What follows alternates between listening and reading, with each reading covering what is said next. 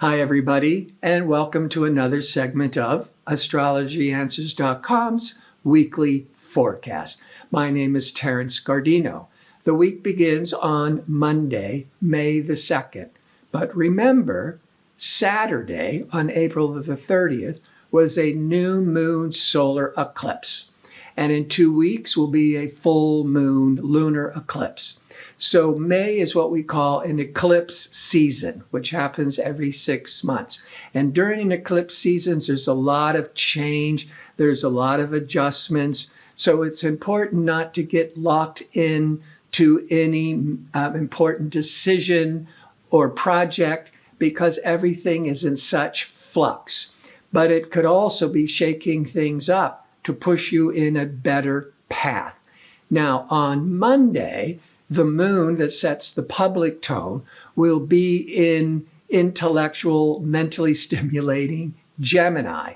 Moon Gemini is there for a couple of days. It's good for a lot of brainstorming ideas, a lot of conversations, a lot of networking.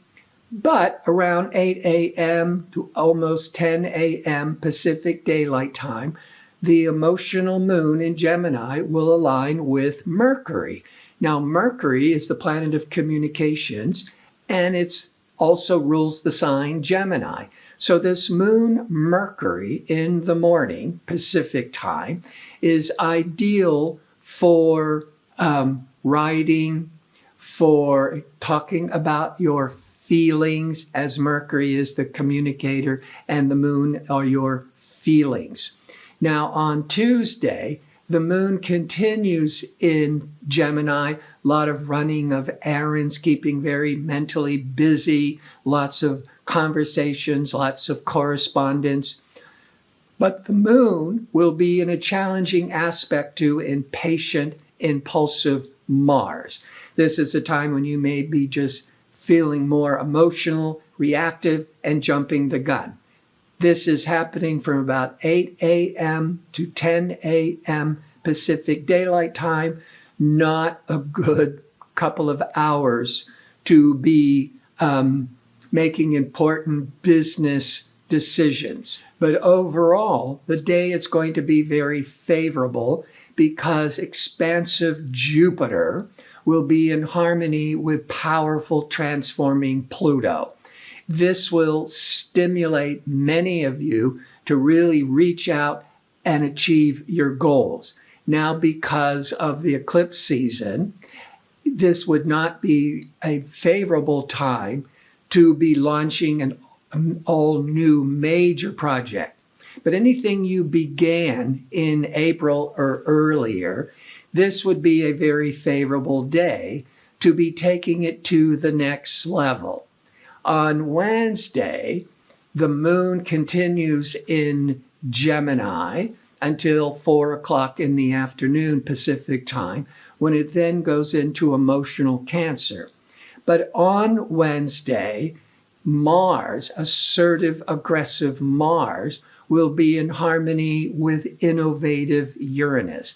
This is a good day for taking risks, taking chances, and later in the day, more after noon Pacific Daylight Time, now the sun will be crossing over or putting a spotlight on Uranus, and that will impact us until through the morning on Thursday Pacific Daylight Time. So once a year, when the sun puts a spotlight on Uranus, is when we are being really awakened to getting out of our rut, looking at the future, very compatible with progress, with technology, with computers.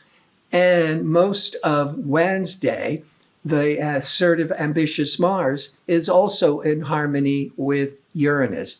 So overall, this is a very favorable day to get out of your rut and try new things. But when it comes to major new business decisions, this is best to only be intensifying enhancing previous projects to take it to the next level, Wednesday into Thursday.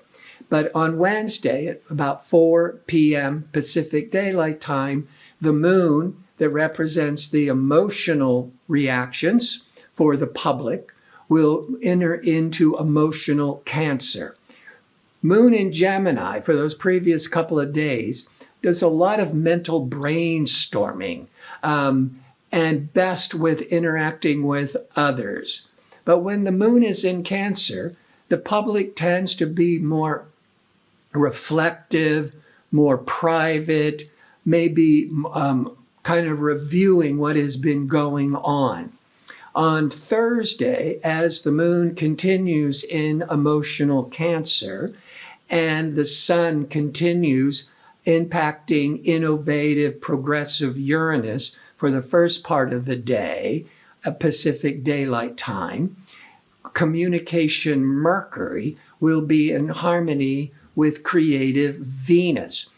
Venus is also very pleasure-oriented and diplomatic and charming. So on a day that communication Mercury's in harmony with Venus, it's very favorable for friendly conversations, for creative writing, for this all forms of correspondence and socializing. On Friday, the moon continues in Cancer, and that Mercury-Venus is lingering into the first part of Friday. Mercury wants to connect intellectually. Venus wants to bond emotionally. So it is so favorable for reaching out to friends and family and telling them, that's the Mercury, how much you love them, the Venus. On Saturday, the moon will enter into Leo, where Cancer, when the moon was in Cancer, Cancer is more reflective, more emotional, more turning inward, more private. Then when the moon goes into Leo for Saturday and Sunday, Leo is extroverted, outgoing. Leo rules entertainment, sports, romance. So it's a great weekend for the moon being in outgoing Leo, good for a party, good for romance, good for starting a vacation. And the sun on Saturday, which puts a spotlight for the day, it's going to be in harmony with assertive physical Mars. A very active day physically, great for sports, going on an adventure, just going dancing, because all that physical energies. The moon will be in Leo, will be in harmony with romantic or pleasure-seeking Venus around 5 p.m. Pacific Daylight Time into about 7. So this early evening Pacific time, there's this harmony with our feelings and emotions. It's great for a little romance, attending a party, just really enjoying the company of loved ones. And the sun Mars were being more energetic, more assertive, more outgoing. Sunday, on the 8th, the moon continues in Leo, but around 11 a.m. Pacific Daylight Time till right after noon to about 1 p.m., the moon will be in tension with Uranus. Uranus can be unpredictable, but it can also be very surprising. The moon Uranus could start the day or the afternoon with a lot of emotional excitement, but it could bring some unexpected sudden surprises. Now, where this is very favorable, and this is where you can channel the energies, is the moon can represent our emotional habits and routine. And when it's in tension with Uranus, Yes, there might be some unexpected emotional upsets for an hour or two, but it also can be very favorable for getting us out of any old stuck habit, getting out of a bad habit, a boring routine. So it can really shake things up in a positive way. Before I sign off, I want to remind you I'm available for a one-question offer for a nominal fee. To request it, go to the home page of astrologyanswers.com, look for the tab labeled Advisors, click on it, scroll down until you find my name, and follow the instructions. I want to thank you for tuning in. I hope to see you next week with my next segment. Until then, be safe and well.